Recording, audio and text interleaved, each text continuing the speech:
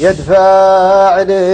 الشوق دايم ناحية مكة، يرتاح قلبي لها لا حل طريها، لا ضاق صدري وجا في خاطري تكه، حزمت عفشي وقلت اليوم ناصيها، ما يتعب النفس طول الدرب والسكة، ما دام الأطهار بلد فالكون نمشيها، مع رفقة في طريق الخير مشتبكة، رفقة صلاح